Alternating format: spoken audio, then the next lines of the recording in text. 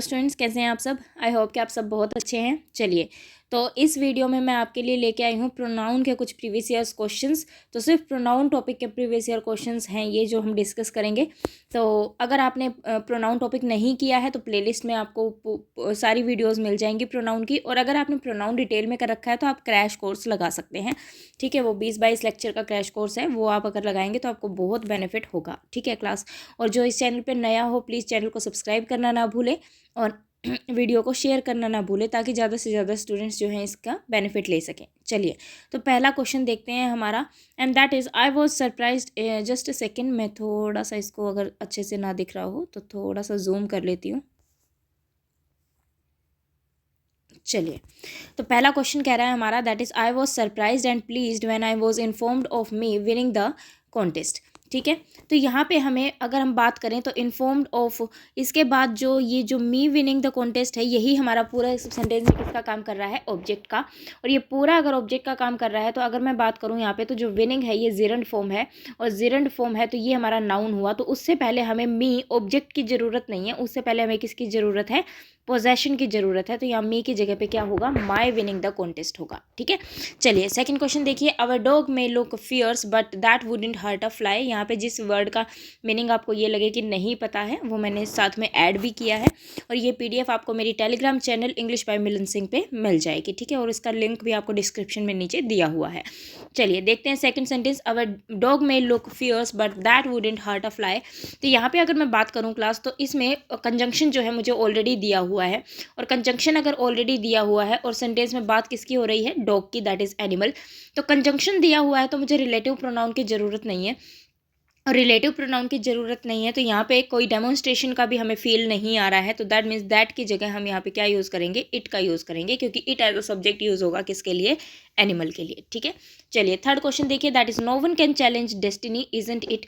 ये क्वेश्चन जो है आपका प्रोनाउन से तो रिलेट करता ही है, और साथ में ये क्वेश्चन टैग का क्वेश्चन भी है आपका। ठीक है, तो यहाँ पे अगर हम बात करें सिंपल सीधा, तो जब भी आप हमारा सेंटेंस में सब्जेक्ट नो वन बन रहा हो तो क्वेश्चन टैग में क्लास हम उसको दे में चेंज करते हैं। किस में चेंज करते हैं, दे में चेंज करते हैं। तो सबसे पहला एरर तो हमारा हो गया इट, और नो वन से हमारा सेंटेंस कैसा बन रहा है, नेगेटिव। और क्वेश्चन टैग कहता है, और क्वेश्चन टैग आपका कहता है कि अगर सेंटेंस हमारा नेगेटिव है तो क्वेश्चन टैग कैसा बनेगा, पॉजिटिव बनेगा। तो दैट मीन्स कि यहाँ पे इजेंट भी नहीं होगा, और हमें पता है दे के साथ आर आता है, तो यहाँ पे हम किसका यूज़ करेंगे, आर का, और लास्ट में लगाएंगे क्वेश्चन मार्क। तो इजेंट इट की जगह पे क्या आना चाहिए था, आर दे आना चाहिए था। ठीक है, चलिए फोर्थ क्वेश्चन देखते हैं हम लोग, the front page story was about a school girl. अब about a school girl, person की बात हो रही है, और पर्सन की बात हो रही है, और कोई भी इसमें जैसे एडजेक्टिव वगैरह या कुछ ऐसी चीज़ें यूज़ नहीं की गई हैं, तो यहाँ पे दैट की जगह पे क्या हो जाएगा, हु हो जाएगा, सिंपल सीधा। ठीक है, चलिए नेक्स्ट पे बढ़ जाते हैं हम लोग। पूरा सेंटेंस भी आपको पढ़ने की ज़रूरत नहीं है अगर आपने टॉपिक को डिटेल में लगाया है तो। ठीक है ना, तो अगर टॉपिक हमने डिटेल में कर रखा है तो क्वेश्चन आपके जल्दी जल्दी बिल्कुल आसानी से सोल्व हो जाते हैं। और दूसरा मैं अगर कहूँ कि बीच में आपको जहाँ पे भी रिलेटिव प्रोनाउन दिख जाए तो सबसे पहले आप सारे के सारे वर्ब्स को ढूंढ लीजिए कि सेंटेंस में कितनी वर्ब्स आ रही हैं, और अगर उन सारी वर्ब्स का अगर सब्जेक्ट ऑलरेडी गिवन है तो हमें क्या चाहिए होती है, ऑब्जेक्टिव फॉर्म चाहिए होती है। और अगर एक भी वर्ब ऐसी बच जाती है जिसका सब्जेक्ट गिवन नहीं है तो वहाँ पे हमें एज अ रिलेटिव प्रोनाउन क्या चाहिए होता है, सब्जेक्ट चाहिए होता है। तो यहाँ पे अगर मैं बात करूँ तो हैड हर्ट का कोई भी सब्जेक्ट नहीं बच रहा था, तो मैंने किसका यूज़ किया, हु का यूज़ किया। ये दैट सही होता अगर हमारे नाउन से पहले एडजेक्टिव यूज़ होता, लेकिन यहाँ पे कोई एडजेक्टिव यूज़ नहीं हो रहा है, इसलिए गर्ल के लिए यहाँ पे क्या आया है, हु आया है। Clear class. चलिए तो नेक्स्ट क्वेश्चन देखते हैं हम लोग, दैट इज क्वेश्चन नंबर 5।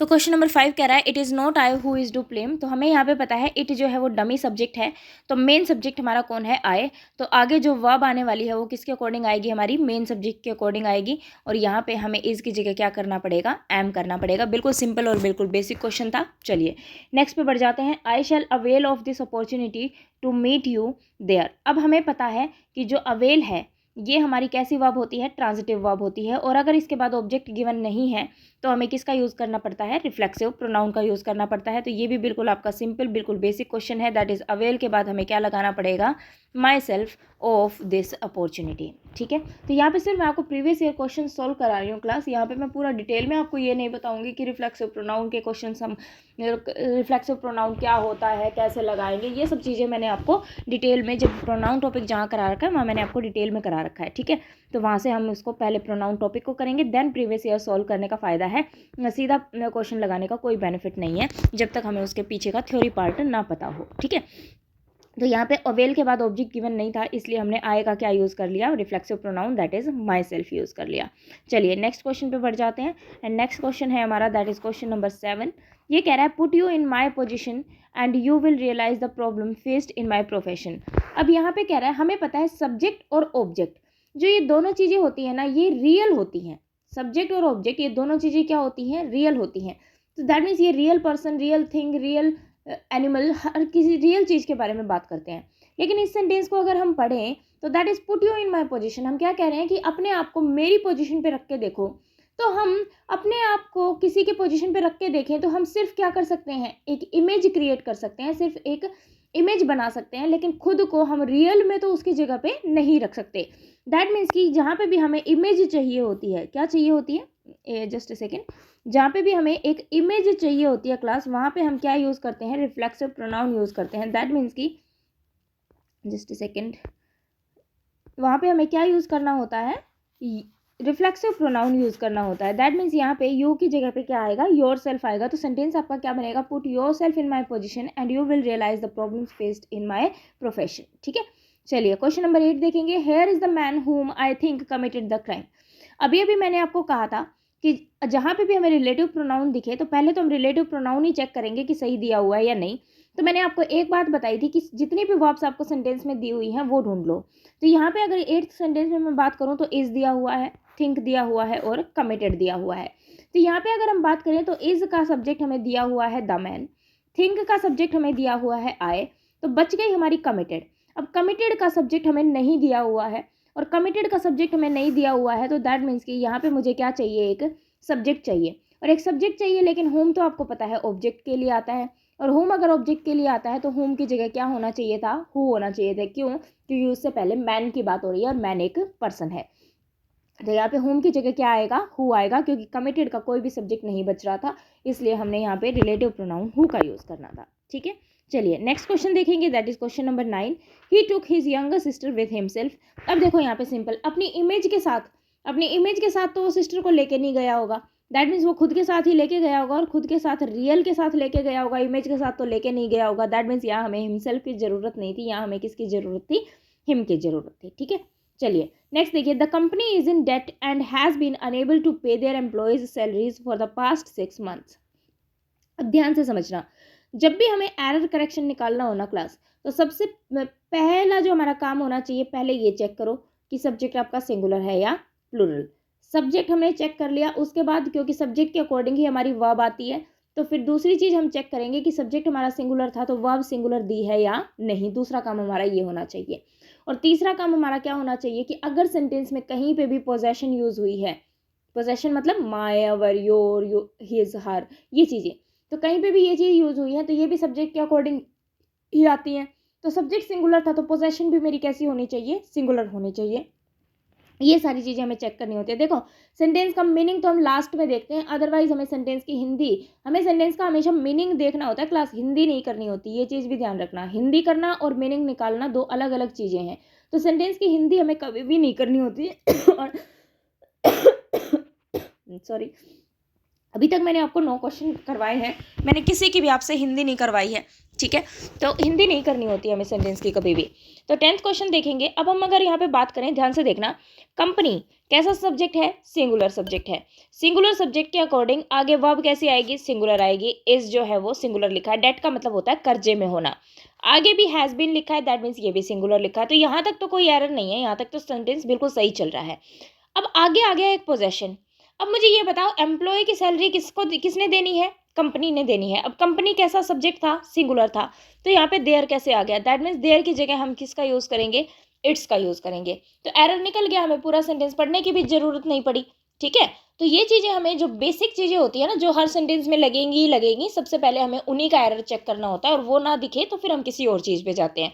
जैसे कि अगर मान लो हु, होम, दैट, विच, ये सेंटेंस में आ रहे हैं तो डेफिनेटली पहले हम रिलेटिव प्रोनाउन का एरर चेक करेंगे, ठीक है। तो यही हमारे क्या करते हैं, टाइम सेव करते हैं, वहाँ पे हमें हिंदी नहीं करनी होती सेंटेंस की। चलिए नेक्स्ट देखिए, question number 11, that is governments and business houses. अब देखो अगर मैं सब्जेक्ट की बात करूँ तो सब्जेक्ट आपको कैसा दे दिया है, प्लूरल दे दिया है, दो चीज़ें आ गई हैं यहाँ पे, और दोनों ही कैसी दी हुई हैं, प्लूरल दी हुई हैं। और प्लूरल दी हुई हैं तो पहली बात वर्ब कैसी आएगी हमारी, प्लूरल आएगी। यहाँ पे तो चलो मॉडल ही दे दिया, कोई दिक्कत नहीं है। और देखो आगे भी प्रमोट, एस जब हम एस लगा देते हैं वर्ब पे तो वो सिंगुलर बनती है, तो यहाँ पे एस नहीं लगाया गया है, तो दैट मीन्स की वर्ब का एरर हमारा नहीं है। ठीक है, वर्ब का एरर हमारा क्या नहीं है, वर्ब का एरर सेंटेंस में नहीं है। आगे देखिए, government as business houses must reduce its own energy use and promote conservation to their citizens and employees. अब यहाँ पे एक पोजेशन यूज हो रही है बीच में। अब सब्जेक्ट तो हमारा प्लूरल था, लेकिन पोजेशन कैसी दे दी, सिंगुलर दे दी। दैट मीन्स इट्स की जगह क्या होना चाहिए था, देयर होना चाहिए था। इट्स की जगह क्या होना चाहिए था, देयर होना चाहिए था। तो यहाँ पे ये एक एरर हो गया। बस हमने कोई हिंदी नहीं करी सेंटेंस की, क्या कह रहा है क्या नहीं, हमने सिंपल हमारे कॉन्सेप्ट्स को यहाँ पे लगा के देखा है और वो हमारे लग गए, तो क्वेश्चन सॉल्व हो गया। नेक्स्ट देखिए question number 12। Even those which have no precious work experience have applied for this job.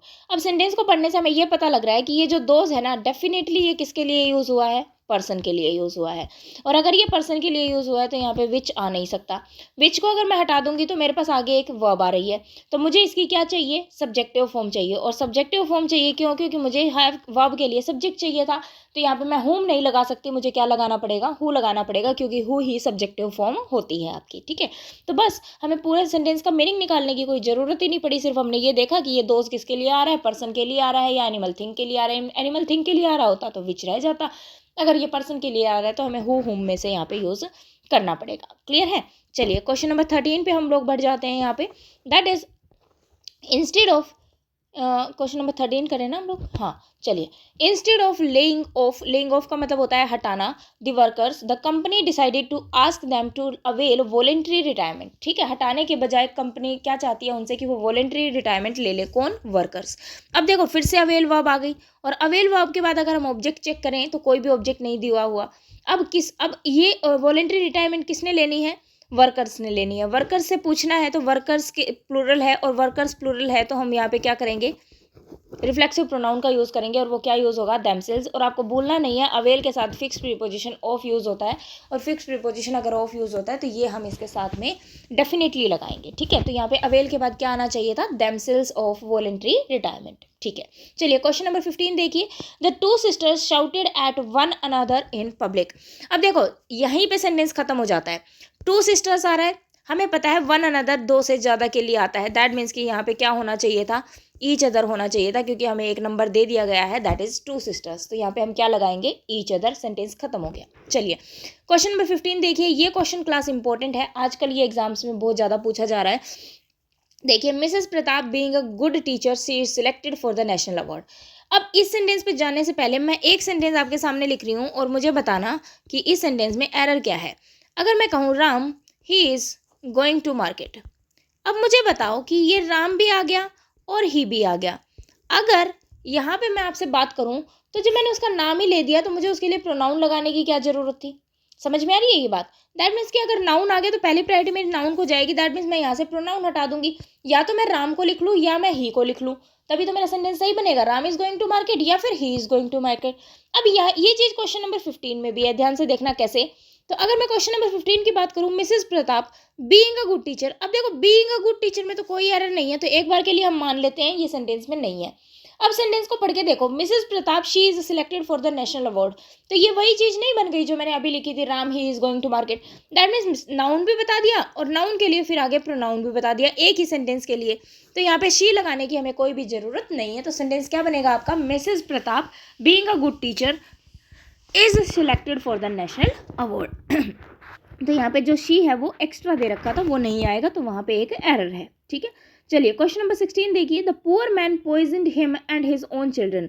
अब वो पुअर मैन ने पॉइजन किसको दिया है, खुद को, और खुद को दिया है तो हमें पता है सब्जेक्ट और ऑब्जेक्ट तो जो है जो सब्जेक्ट और ऑब्जेक्ट होते हैं वो तो रियल होते हैं। अब उसने अगर खुद को, ये जो हिम यूज़ हो रहा है वो किसके लिए यूज़ हो रहा है, इस पुअर मैन के लिए यूज़ हो रहा है। तो दैट मीन्स कि पुअर मैन एक अलग पर्सन नहीं है और हिम एक अलग पर्सन नहीं है। तो यहाँ पे हमें क्या चाहिए थी, इसकी इमेज चाहिए थी, और इमेज चाहिए थी तो यहाँ पे हम क्या लगाएंगे, हिमसेल्फ लगाएंगे। That is the poor man poisoned himself and his own children.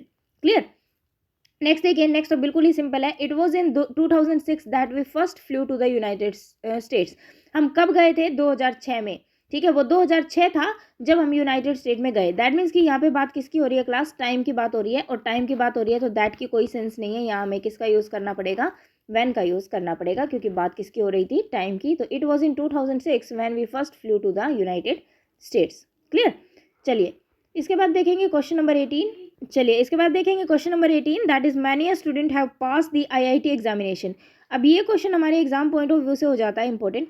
तो यहाँ पे नोट बना के दो चीज़ें लिख लेंगे, क्या कि अगर मैनी के बाद हमें आर्टिकल दिखाई देता है तो उसके बाद हम लगाएंगे दैट इज सिंगुलर नाउन।